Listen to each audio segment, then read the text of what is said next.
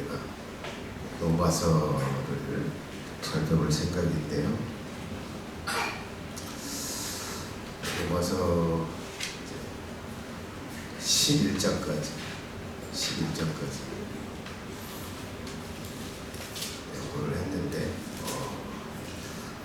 이 로마서가 정말 어렵더라고요. 바울이 많이 배웠어요. 너무너무 막 스트레스를 받아가지고 내가 하나님 앞에 하나님 나 이거 열어주셔야지 이거 뭐 모르겠습니다.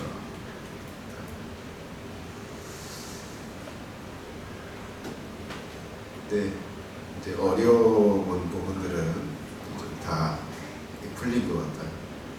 빡세게 화요일날도 거의 그냥 컴퓨터 앞에 앉아가지고 빡세게 준비했는데 오늘도 이 서로 조금 하게 될 것 같아요. 딱딱하더라도 이해해 주시기 바랍니다. 제가 좀 새롭게 좀 준비한 게 이 로마서를 기록했을 때 상황, 로마서를 바울이 썼는데 로마 교회에 편지를 해서 썼는데 그 당시에 이 로마 교회, 로마서를 받았던 이 로마 교회가 어떤 상황이었나 그것을 연구를 좀 해보니까요. 그런 상황이 있었더라고요. 그 특별한 좀 상황이 좀 펼쳐졌더라고요. 로마의 황제가 당시 글라우디오 황제가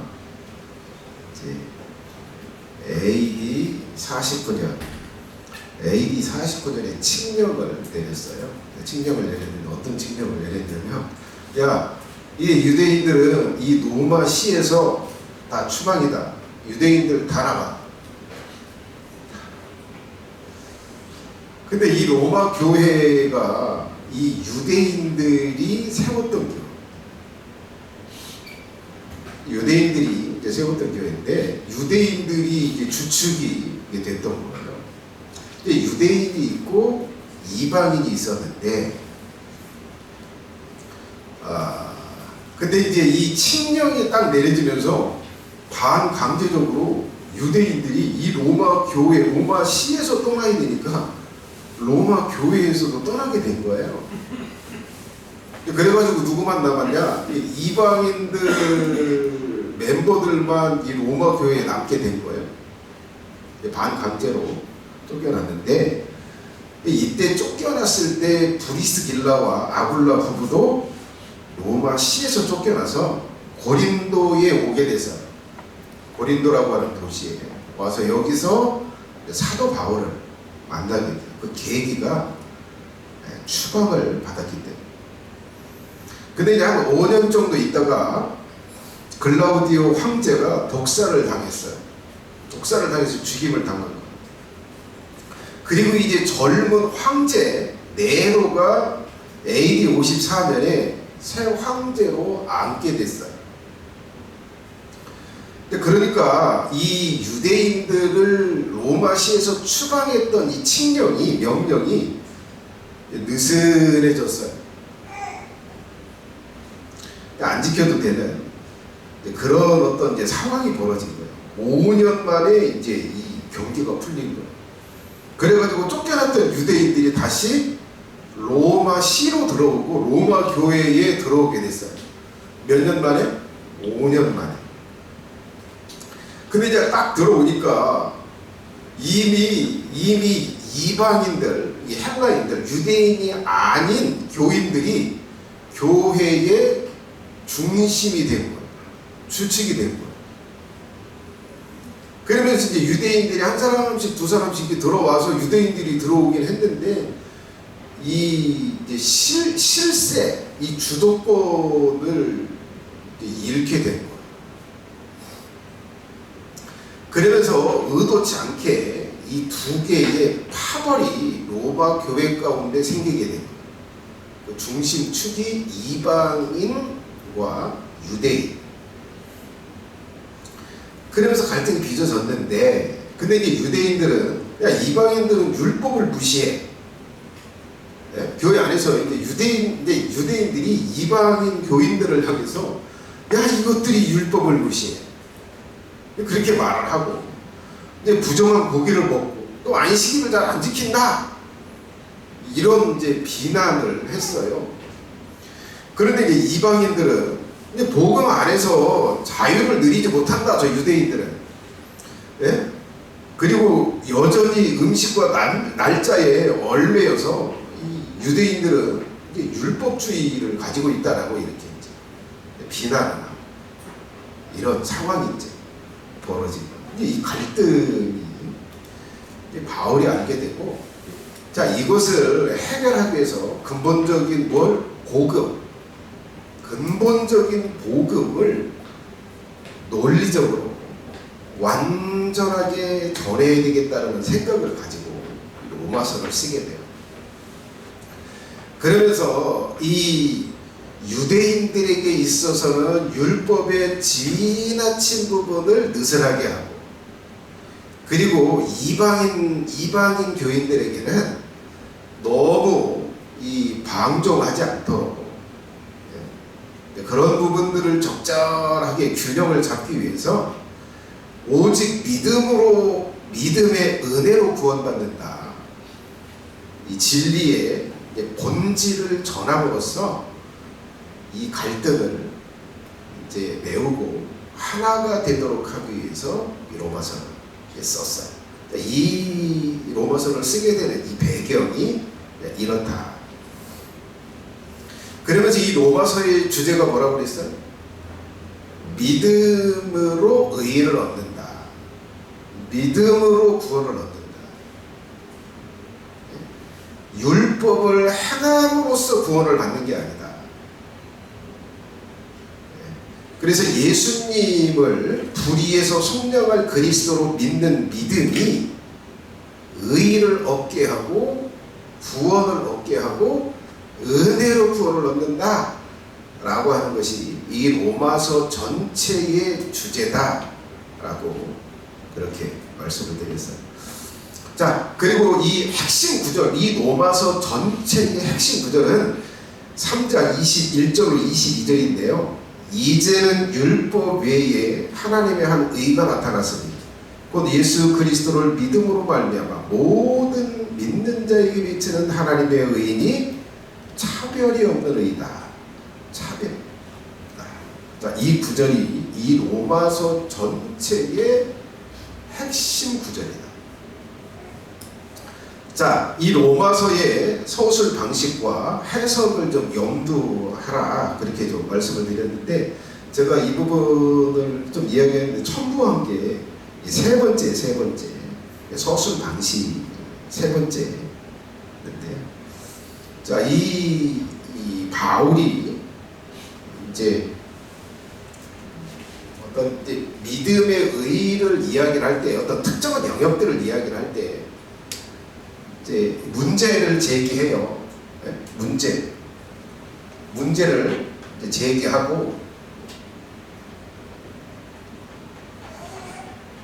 자, 문제를 제기하고 그 다음에 이 문제가 믿음으로 얻는 의에서 아무런 문제가 없다라고 해결을 해요.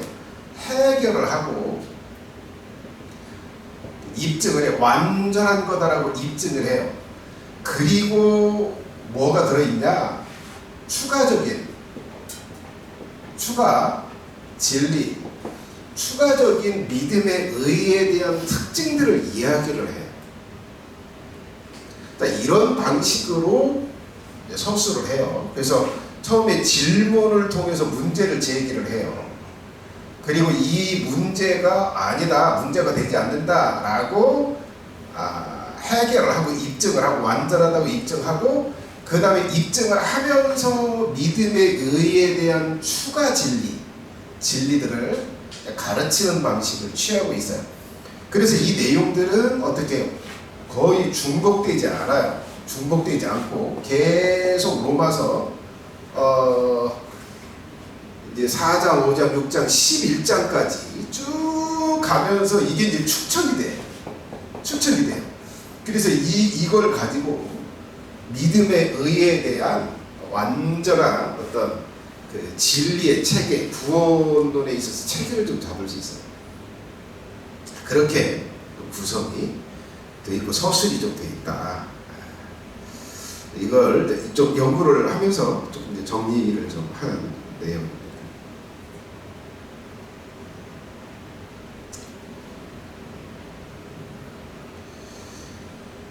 자, 로마서 전체 내용분에는 이제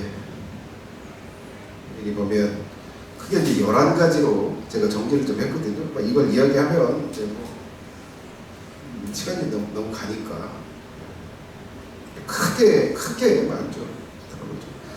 처음에 그 1장 1절부터 6절은 이 자신과 논제에 대해서 소개하는 부분이에요. 그리고 두 번째는 7절부터 15절까지 로마 교회에 인사를 하고 개인적인 소식을 전합니다. 그리고 세 번째는 1장 16절부터 17절인데요. 이 복음, 믿음의 의가 진리라고 하는 것을 선언해요. 간단하게 선언을 좀 합니다. 그 다음에 네 번째 내용인데요. 네 번째 단락은 18절부터 3장 20절까지 상당히 많은 내용이 온 인류에게 뭐가 필요하다? 믿음의 의, 복음이 필요하다. 의가 필요하고 믿음으로 얻는 의가 필요하다라고 하는 걸 입증을 하고 있어요.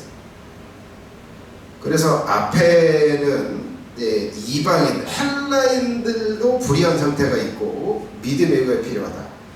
그 다음에 2장부터는 유대인들도 불의한 상태에 놓여 있고 믿음의 의가 필요하다. 그러니까 결론적으로 3장 9절부터 20절까지는 온 인류는 심판을 받아야 하는 불의한 상태에 놓여 있다. 온 인류가 믿음의 의가 필요하다라고 이렇게 이야기를 하고요. 자, 그 다음에 이제 다섯 번째는 3장 21절부터 5장 21절까지 이것은 하나님이 예비하신 믿음의 의가 실존한다라고 하는 걸 입증을 해요. 있다는 걸 입증하는 거예요. 그래서 이제 크게 세 부분으로 나눠져 있는데 믿음의 의가 있다라고 선언을 하고 그 다음에 그 믿음의 의가 가진 특징들을 한 11가지 정도로 그 특징을 아주 짧은 구간에 이 11가지의 특징을 쭉 이야기를 합니다. 자, 그리고 이제 크게 세 번째는 믿음의 의가 진리인 근거를 들어서 입증을 하는데 세 가지를 근거로 들어서 율법 외에 의가 또 하나 있다라고 세 가지를 근거로 들어서 입증을 해요. 첫 번째는 아브라함이 받은 의를 통해서 믿음의 의가 있다는 걸 입증하고 그 다음에 하나님이 예수 그리스도를 통해서 하신 일 그리고 그 될 결과를 근거를 가지고 이제 믿음의 의가 있다라고 입증을 하고요. 그 다음에 세 번째는 불의하게 되고 의로워지는 원리가 있어요. 법칙이 있어요. 이 법칙을 가지고 믿음의 의가 있다라고 하는 걸 입증을 해요. 자, 그 다음에 이제 여섯 번째는 참 이 부분이 좀 굉장히 어려웠는데요. 자, 6장부터 8장 마지막 절까지가 8장 마지막 절, 또 11장 마지막 절이구나. 이거 어떡하지? 자, 6장부터 이 11장 마지막 절까지가 굉장히 어려웠는데요. 이 단락은 자, 믿음으로 얻는 의에 대한 반론, 오해, 이것을 불식시켜요. 그것을 해소시켜요. 그러면서 믿음으로 얻는 의가 완전한 의다라고 하는 걸 입증을 하는데, 이제 그 반론과 오해를 불식시키면서 아까 이야기했죠? 추가 진리를 이야기를 해요. 이 부분이. 자, 그래서 이제 크게 네 가지의 반론과 오해를 불식시키는데, 은혜를 더하게 하려고 죄에 고해도 되냐? 그러면 은혜를 죄 많이 지면 은혜를 많이 받는다며. 그러면 죄를 고해도 되겠네? 라고 하는 오해, 이 반론을 불식시켜요. 설명을 해서 그렇지 않다. 그리고 두 번째는, 자, 우리가 율법 안에 있지 않고 봐주는 은혜 안에 있으니까 죄를 지어도 되냐는 거냐, 방종해도 되냐는 거냐 라고 하는 오해를 불식시켜요. 그리고 세 번째는, 그러면 네가 율법에서 자꾸 해방을 받는다고 이야기하고 율법이 우리를 죽인다고 이야기를 하는데, 그러면 율법이 죄냐, 율법이 잘못된 거냐라고 네가 말하는 거냐 라고 하는 반론, 라고 하는 오해를 불식시켜요. 그렇지 않다 라고 하면서 믿음의 의가 완전한 의라고 하는 것을 입증해요. 자, 그 다음에 마지막 네 번째인데요, 이스라엘에게 하신 구원의 약속이 있지 않냐. 이스라엘을 택했다고 하고 이스라엘을 구원하겠다라고 하나님이 약속해 주셨는데, 야, 율법으로 구원을 못 받고 그리고 믿음으로만 구원을 받는다고 한다면 유대인들에게 약속한 그 구원은 뭐냐, 이거에 대한 반론, 반박을 이제 불식시키는 거예요. 이것을 이제 설명을 하고, 그리고 그렇지 않다라고 하는 것을 설명을 하면서 믿음의 의에 대한 진리를 추가적으로 이야기를 해요. 근데 그렇게 하면서 이 11장까지의 내용이 이제 맞춰요. 그래서 앞부분은 실존하는 걸 입증을 하는데 세 가지를 하고, 뒤에 네 가지는 이 믿음의 의가 완전한 진리라고 하는 것을 변증을, 이렇게 나눠집니다. 자, 그 다음에 일곱 번째는 마지막 그 세 구절에서 구원하시는 하나님의 지혜와 지식을 이제 찬양하고요. 그 다음에 이제 여덟 번째는 12장 1절부터 15장 13절까지는, 자, 믿음으로 의를 얻은 사람들이 어떻게 살아야 하냐, 이렇게 살아라 라고 명령을 하는데, 첫 번째는 하나님과 수직적인 관계에서 믿음의 의를 얻은 사람이 어떻게 살아야 돼. 그리고 수직적인 사람과 사람 간에 믿음의 의를 얻은 사람들은 어떻게 살아야 되는, 그것이 교회 안에서의 수평적인 관계, 사회 안에서의 수평적인 관계, 국가 안에서의 믿음의 의를 얻은 사람이 어떻게 살아야 되느냐. 자, 이런 영역들을 이제 22장부터 15장까지 쭉 이렇게 다루고 있어요. 이 부분은 아직 제가 손을 좀 못했어요. 시간이 부족해서.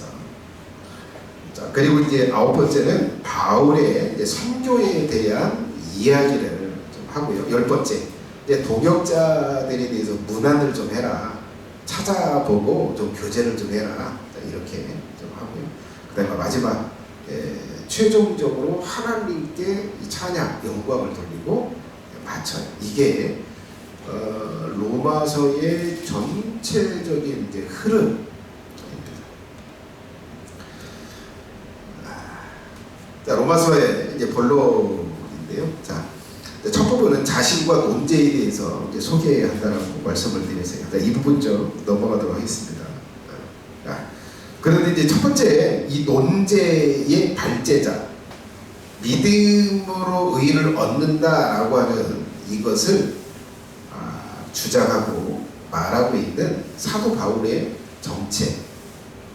자, 자신을 좀 소개하고, 그 다음에 논제인 믿음으로 얻는 의의 특징을 한 3가지로 설명을 좀 해요. 이 복음, 믿음으로 얻는 의는 하나님이 만든 거예요. 하나님의 선지자들이 증언한 거예요. 그리고 이건 하나님의 약속이 들어있는 거야 라고 이렇게 특징을 이야기를 해요. 자, 그리고 이제 3절부터 4절인데 논제의 주체, 믿음의 의를 주시는 예수님의 특징을 2가지로 이야기하고 있는데, 첫 번째는 뭐예요? 육신으로 다윗의 후손으로 와서 메시아 그리스도가 확실하다. 2번째는 영에 있어서는, 자, 영으로는 어떻게 인정을 받았냐? 부활한 존재다. 부활함으로써 구원자라고 하는 거. 부활함으로써 하나님의 아들이라고 하는 것이 입증된 존재다. 이 이야기를 좀 했어요. 자, 여기까지가 지난번에 내용을 좀 요약해서 드렸고요. 자, 오늘은 이제 네 번째는 5절부터 6절인데요. 논제의 주체인 예수님에 의해서 되어진 결과를 간단하게 소개하고 있어요. 너희들이 믿음으로 얻는 의가 예수님을 통해서 된다고 하는데, 이미 그 예수님을 통해서 결과를 얻고 있어. 믿음의 의로 결과를 얻고 있다 라고 하면서 여기 3가지의 결과를 이 복음으로서 이미 얻고 있다 라고 이야기를 하고 있어요.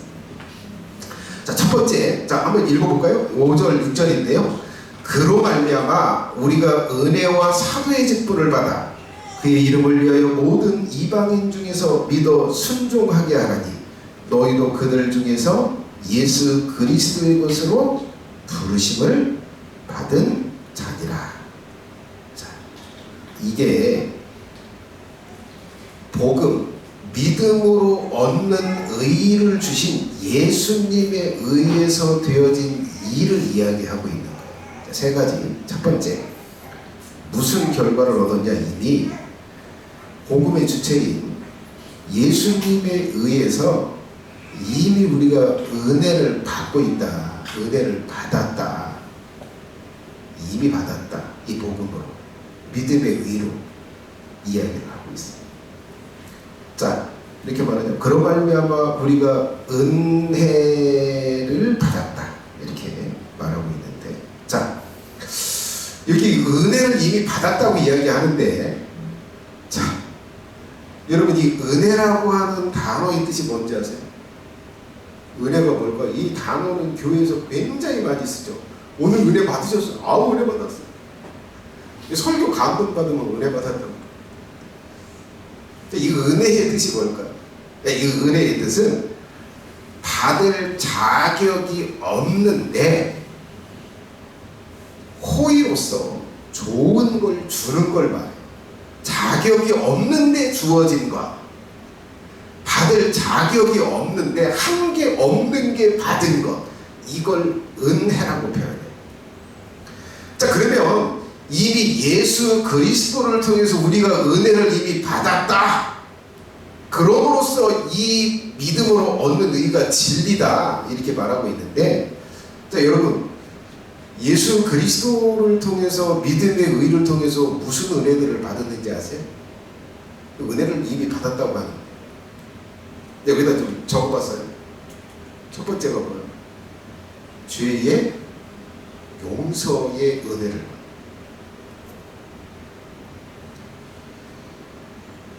자, 이 죄의 용서의 은혜를 받아, 여러분, 그 말씀 드렸죠? 여러분, 죄는 용서를 받을 수 있는 게 아니에요. 죄는 용서를 받을 수 있는 게 아닙니다. 용서를 받는 게 아니고요, 고통을 당해야 하는 거고 죽임을 당해야 되는 거예요. 죄라고 하는 건 용서가 있을 수 없는 거예요. 그런데 죄의 용서를 받았다라고 하는 건 무엇을 의미하는 거예요? 예수님이 우리가 지은 죄를 당하시고 고통을 당해서 없앴고 죽임을 당해서 없앴기 때문에 우리가 용서를 받는 거예요. 이게 은혜예요. 예수님이 다 하셨어요.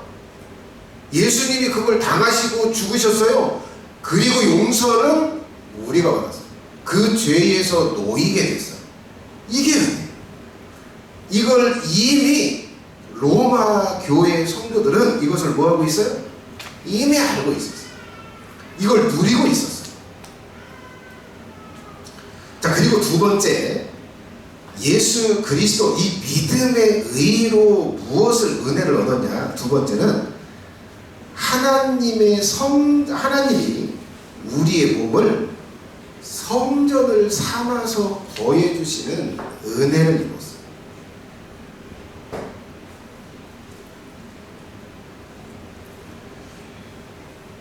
여러분, 이 우주를 창조하시고 이 자연계를 창조하고 지구를 창조하고 바다를 창조하고 에베레스트를 창조했던 이 하나님이 내 몸을, 내 마음을 집삼고 거한다라고 하는 건 있을 수가 없는 일이에요. 근데 예수 그리스도의 사역으로 우리가 그런 은혜를 입었다. 그런 은혜를 받았어요. 자, 그리고 어떤 은혜를 입었냐? 성령, 하나님의 영이 내 몸에 와서 집삼고 거하고, 그 다음에 이게 이제 충격적인 은혜인데요.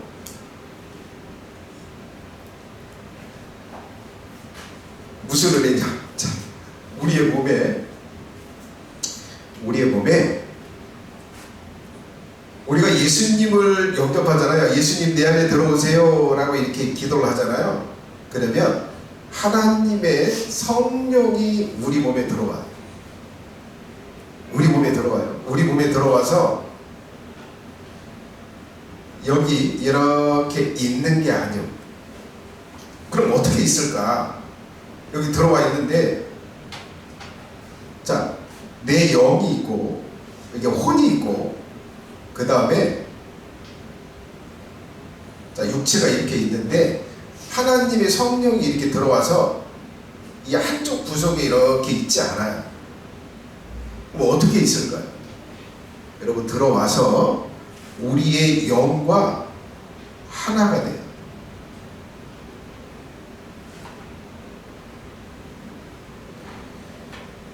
우리의 영과 예수님의 영, 하나님의 영이 하나가 돼요.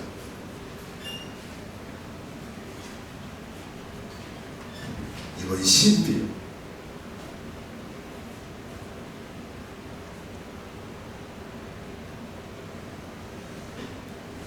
자, 이 성령이 우리 안에 들어와서 거하시고 우리의 영과 믹서가 돼서 하나가 되시는 이 성령이 예수님의 영, 그러면서 하나님의 영,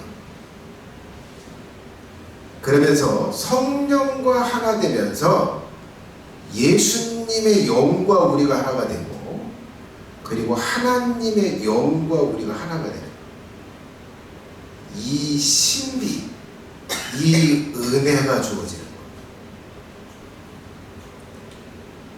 거예요. 여러분, 귀신 들린 사람을 좀 보셨어요? 귀신 들린 사람.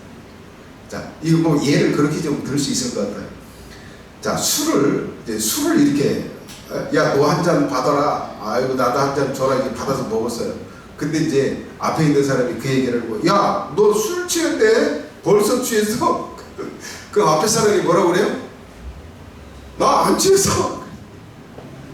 안 취했어. 야, 너 말끝이가 흐려지는 거 보니까 야, 취했구만. 너 얼굴 삘거리지잖아. 이 취했잖아. 아니야, 나 안 취했어. 이렇게 얘기하잖아. 근데 여러분, 이 취기하고 그 사람의 정치라고 구분이잖아요. 취기하고. 그래서 정작 본인도 술기운이 올라와도 술 기운이 되는 거야. 자, 이런 것도 똑같아요. 귀신, 악한 영이 사람 몸속에 딱 들어왔어요. 귀신이 딱 들렸어요. 딱 귀신이 들렸는데 이 귀신이 딱 들어와서 하는 생각과 행동이 있어요. 근데 여러분, 구분이 안 돼요. 이게 악령의 영향을 받아서 하는 생각과 행동인가 말인가, 아니면 이 사람의 정신에서 나오는 감정이고 행동이고 말인가 몰라요. 구분이 안 돼요. 귀신이 사람 몸속에 들어가면 사람의 영과 믹서가 돼서 하나가 돼요. 이게 영적인 세계에서 벌어지는 신비예요. 이것처럼 하나님의 성령이 예수님을 영접할 때 성령님이 들어와서 내 안에 거하셔서 내 영과 하나가 되면 성령의 감동으로 내가 행동을 하는 건지 아닌지 구분이잖아. 이것은 무엇을 의미해요? 이걸 연합이라고 봐요. 연합되어서 하나가 되는 거예요. 마치 풀로 풀칠을 해가지고 종이 2장을 딱 붙인 것처럼 이게 연합이라고 하는 거예요. 여러분, 이 은혜가 하나님의 영이, 예수님의 영이 내 안에 들어와서 내 영하고 풀이 칠해진 것처럼 딱 붙어서 하나가 된다. 마치 난자가 있는데 정자가 뚫고 들어가더니 이 난자하고 하나가 되어서 하나의 생명체가 되듯이 이런 연합이 일어나는 거예요. 이 연합이 뭐예요? 은혜, 선물입니다.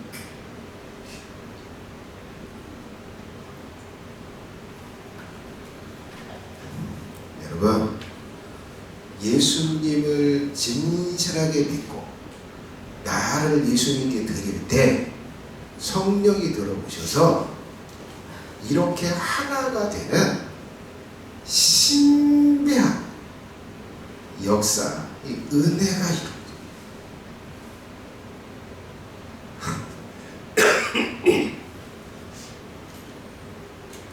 근데 여러분, 이렇게 하나님의 영이 딱 들어와가지고 내 영하고 하나가 됐어요. 자, 됐으면 절대적이고 반드시 일어나는 현상이 뭔지 아세요? 사람이 선해져.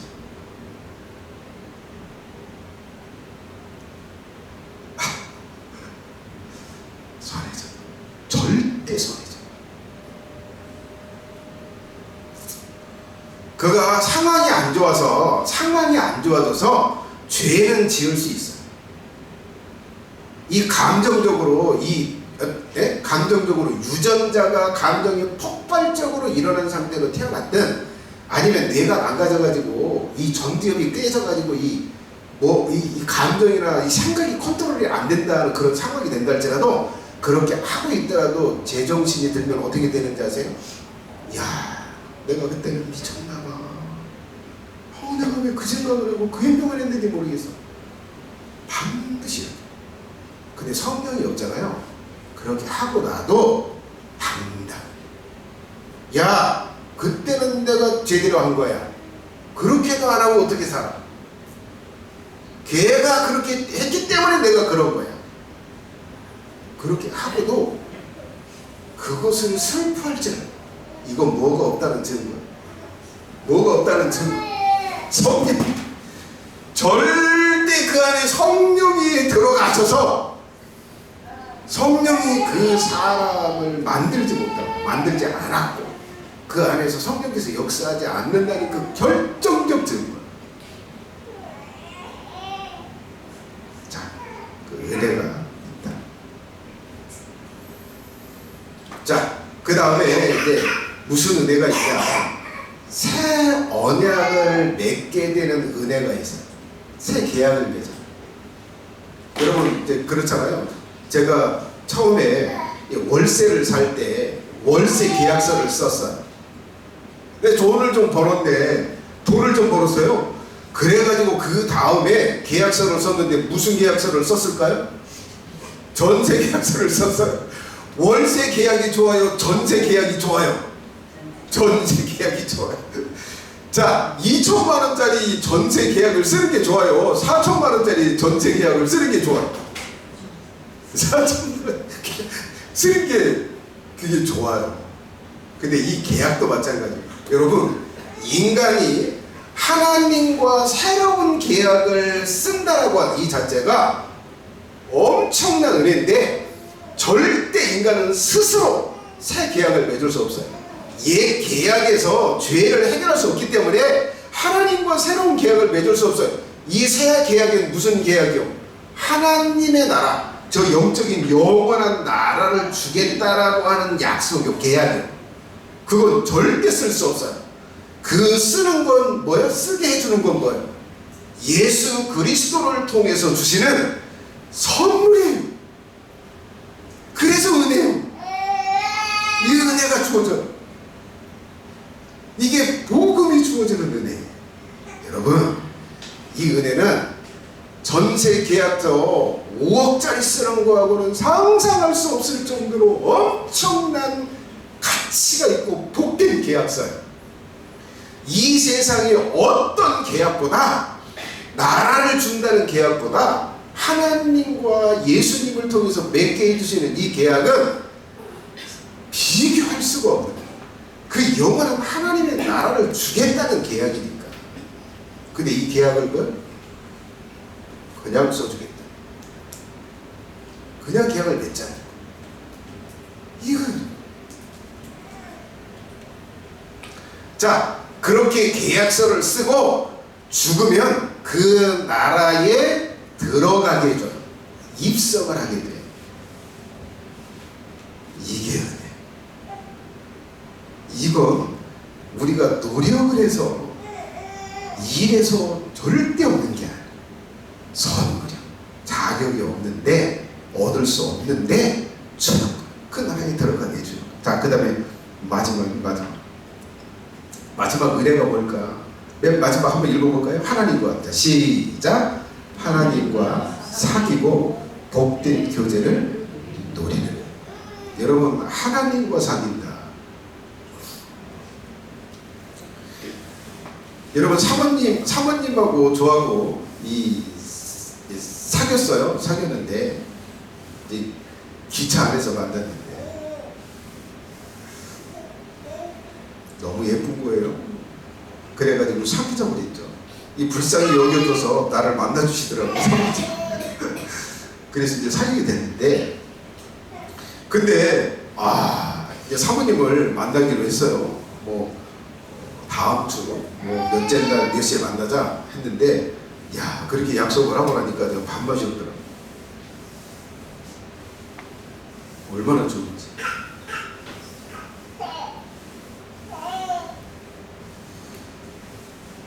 여러분, 제가 그때 만나러 갈 때 이제 사진을 찍은 걸 하나 가지고 왔어요. 모자 쓰고 이렇게 기타 잡고 이렇게 폼 잡고 네? 기타 치면서 바위에 앉아가지고 나는 멋지게 나온 걸 그 사진을 가지고 왔어요. 근데 놀라운 게 뭔지 아세요?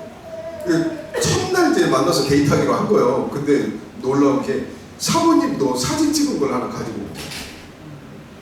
사모님은 선글라스를 딱 머리 뽑고 선글라스 딱 찍은 걸 가지고 왔어요. 그러면서 서로 교환을 했어요. 처음에 만날 때. 이게 사비라고.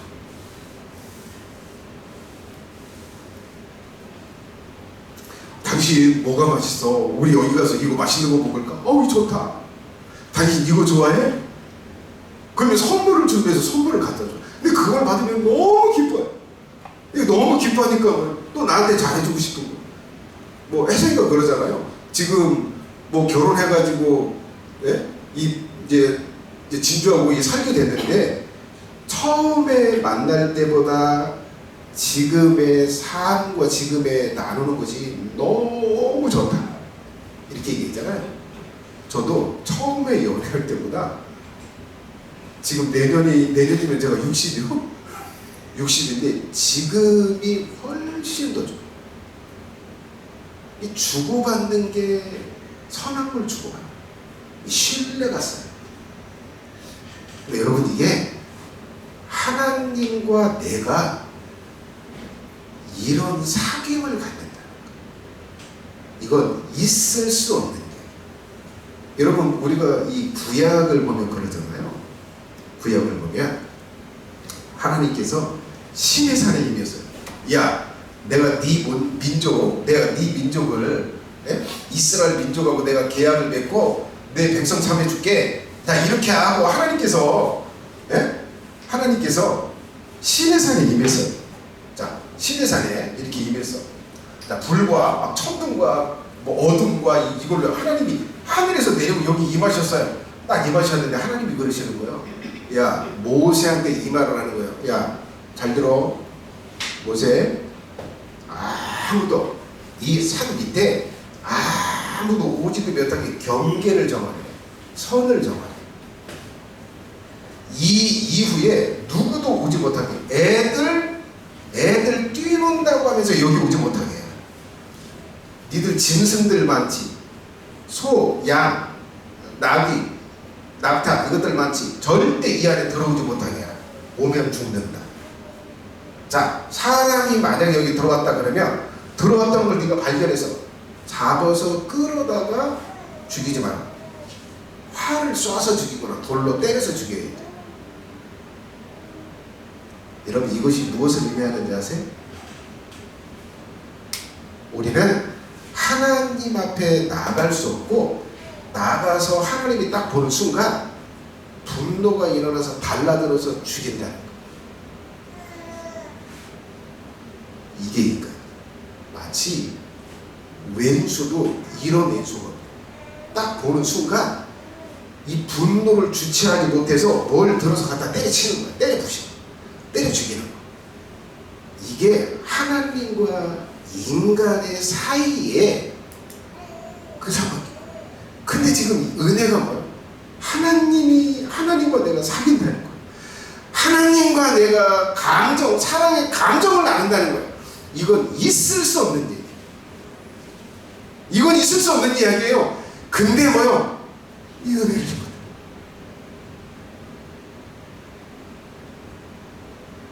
제가 매일 그렇진 않아요. 제가 설교 준비에 이 압박을 받을 때 그게 좀 되는데 내가 아침에 딱 일어나잖아요.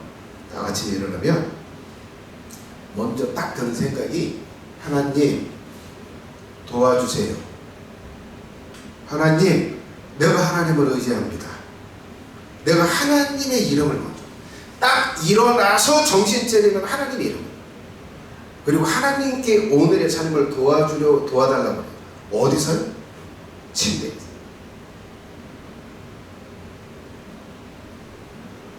그리고 내가 무릎을 꿇고 하나님이 내 몸의 주인이세요. 하나님이 나의 모든 죄는 이것이 하나님의 거예요. 하나님, 내가 하나님을 찬양하고 높여요. 이렇게 할 때 하나님이 그것을 어떻게 하는 것 같아요? 받아들이는 것 같아요. 그리고 기뻐하시는 것 같아요. 그러면서 제가 느낄 때 새벽에 무릎을 꿇고 여기 딱 와서 딱 무릎을 꿇을 때 그런 생각이 들어요. 여기 지금 이 자리가 내가 있어야 할 자리다. 야, 이 자리에서 하나님이 나를 기다려 주시고 내가 여기서 무릎을 꿇고 하나님께 기도하고 하나님을 인정하고 하나님께 도움을 구할 때 하나님께서 그걸 아시고 이 자리에서 하나님이 나를 기다려 주시고 이 자리에서 나를 영으로 만나 주시고 그리고 내가 드리는 고백을 받아 주시고 나를 위로하시고 내게 감동을 주고 내게 어떤 설교 진리의 내용들을 이해하고 깨닫게 해주시고 이런 것들을 주세요. 근데 여러분 이게 뭐예요? 사귐. 오늘 내가 이렇게 살아드리면 하나님이 기뻐하실 거야. 그렇게 하면서 살아드려요. 하나님이 그걸 받으시고 기뻐하세요. 그리고 그거에 대한 대가로 나의 마음에 평안을 주시고 내 삶에 어떤 것들을 일하시고 일해 주세요. 이런 것들을 주고받아요. 이게 사귑이에요. 이건 있을 수 없는 일. 뭐하면요?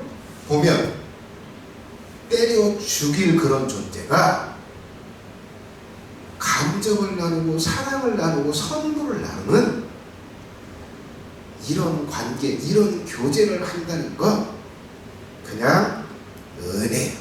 그냥 선물이에요. 누구 때문에? 뭐 때문에? 예수 그리스도가 죄 때문에 죽으시고 죄 때문에 고통을 당하시고 죽어주시고 새 계약을 맺어주셨기 때문에 우리가 받는 선물, 자격이 없는데 주어지는 선물. 이것을 로마 교회들 너희들은 이미 뭐하고 있다? 받고 있다. 우리가 이 복음이라고 하는 거, 예수 그리스도를 믿음으로써 얻는 의의 결과, 그 은혜를 너희도 받고 있고 나도 받고 있어. 이미 그것이 우리의 삶에 들어와 있어. 그래서 진리야. 이렇게 시간이 다 됐네.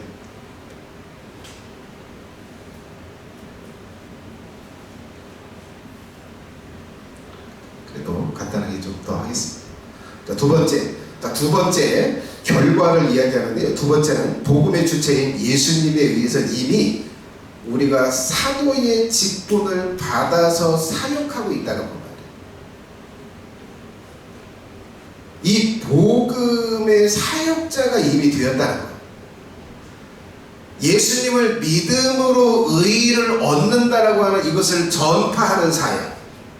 이것을 이미 내가 하고 있고 그리고 너희들도 그걸 하고 있다. 이게 복음이 이미 우리의 삶에 들어와 있는 결과다. 그렇게 이야기를 하고 있습니다. 세 번째는 복음의 주체인 예수님에 의해서 이미 너희도 부르심을 받아서 예수님의 소유가 된 상태다. 이미 이 결과를 얻고 있다. 내가 복음을 전했고 너희들이 그걸 받아들였고 그래서 너희들은 이미 예수님의 소유가 되어 있다. 예수님 것이 되었다. 이 결과를 이미 얻었다. 이렇게 말합니다. 자, 철태도를 좀 쓰고 왔는데요. 간단하게 좀 나누도록 하겠습니다. 자, 그렇다면 우리가 이제 이미 이 복음으로 이 세 가지를 우리가 이 은혜를 얻고 직분을 얻고 그리고 이미 예수님의 소유로 되었다. 이걸 이미 받았다라고 이야기하는데 철태도는 뭔가? 자, 첫 번째는 여러분 믿음으로 얻는 의의를 주시는 주체가 예수님이신 것을 믿으시나요?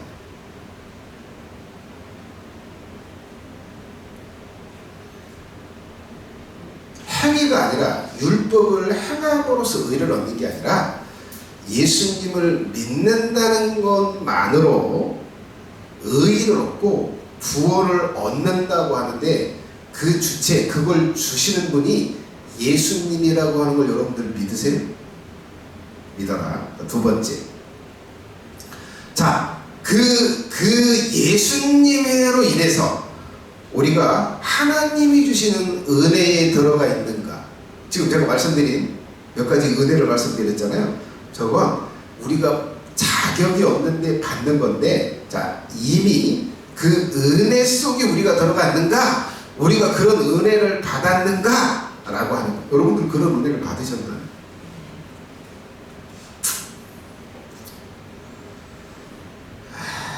받았으면 좋겠는데,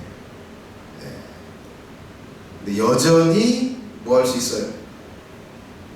우리가 예수님을 그리스도라고 하는 걸 인정을 하면서 자신을 드리는 건 못할 수 있다. 예수님과 함께 운명을 함께할 생각이 없을 수 있어요. 딴 주머니처럼, 딴 계획 가지고, 딴 꿈을 가지고 있다면 예수님께 나를 드린 것도 아니고 연합이 된 게 아니에요. 그러면 그 은혜 안에 들어간 게 아니에요. 그래서 우리가 다 들어간 게 절대 아니에요.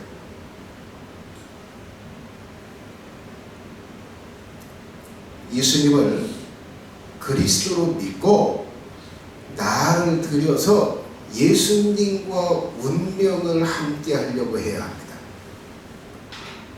그리고 예수님을 마음에 모셔드려야 돼요. 그래야 성령님이 들어오세요. 들어오셔서 내 영과 하나가 되세요. 이걸 제대로 밟아서 하셔야 됩니다. 그래야 이 하나님의 은혜에 들어갈 수가 있는 거예요. 이걸 내가 계속 설교를 해요. 반복해서 설교를 하는 거예요. 근데 여러분, 반복해서 이게 들었다고 해서 된 걸로 절대 착각하면 안 돼요. 반복해서 듣는다고 하는 걸로 착각할 수 있어요. 꼼꼼히, 냉정하게, 차갑게 점검하면서 하셔야 돼요. 자, 그 다음에 은혜를 받고 있다면 그 은혜가 뭔지 알고 있냐? 알아야 돼요. 자, 그 다음에 네 번째. 자, 여러분 여기 직분을 받았다. 사도 바울은 직분을 받았다라고 말을 하는데요. 우리가 은혜도 받았지만 직분도 받았다라고 이야기하는데, 여러분 예수님을 믿고 직분을 반드시 받아요. 역할이, 어떤 역할이든지 직분을 받아야 돼요. 자, 그리고 다섯 번째, 사도들로 구속주와 왕으로 믿게 하고 순종하는 것을 하고 있는가? 자, 여러분 사도를 보내서, 바울을 보내서 너희들이 그리스도를 믿고 그리스도께 순종하도록 하는 일을 바울이 한대요. 근데 여러분, 제가 이 큰사랑교회에 와서 예수님이 믿음의 의를 주시는 분이다 라고 전하고 하나님의 아들이다, 우리의 왕이다 라고 전하면서 예수님께 순종하고 복종하도록 여러분들을 이끌어요. 근데 그걸 하고 있느냐 하는 거예요.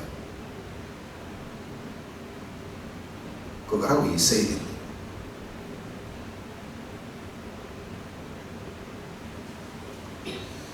근데 우리는 그럴 수 있어요. 아, 귀찮아. 아, 나 많이 바꿔야 되잖아. 아, 나 바꾸기 싫어. 그러면서 고집을 부리고 있을 수 있어요. 근데 그런 이야기를 듣고 그런 설교를 듣고 그냥 이리로 듣고 이렇게 흘러서 지나갈 수 있어. 마음에 어떤 생각도 어떤 메시지도 남아있지 않아요. 이걸 수십 번 들어도 그냥 지나가. 그리고 순종하지 않아. 이럴 수 있어. 근데 순종을 하고 싶은데 악한 영이 내 심보를 뒤집어 놔가지고 그걸 못하게 만들었어.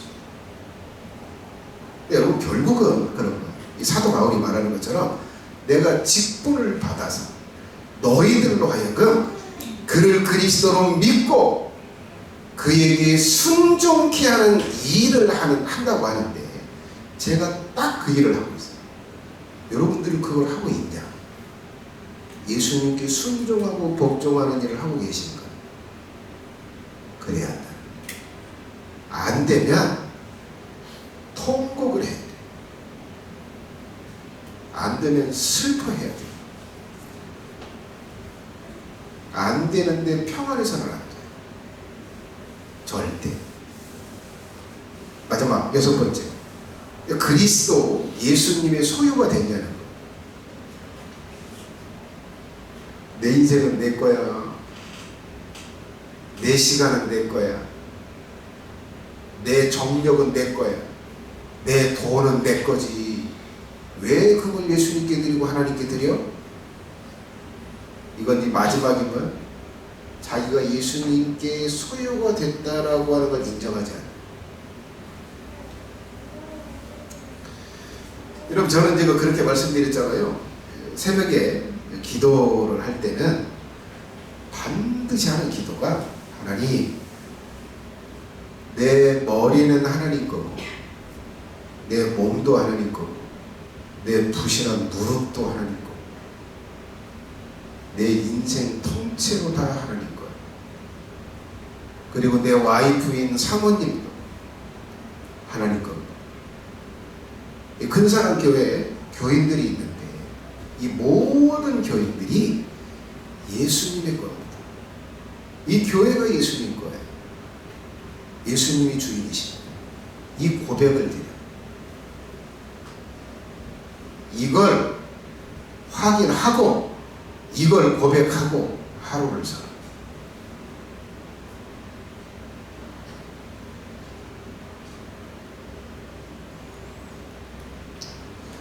내가 예수님의 소유로 인정하고 사느냐, 그게 되게 기도하겠습니다. 그런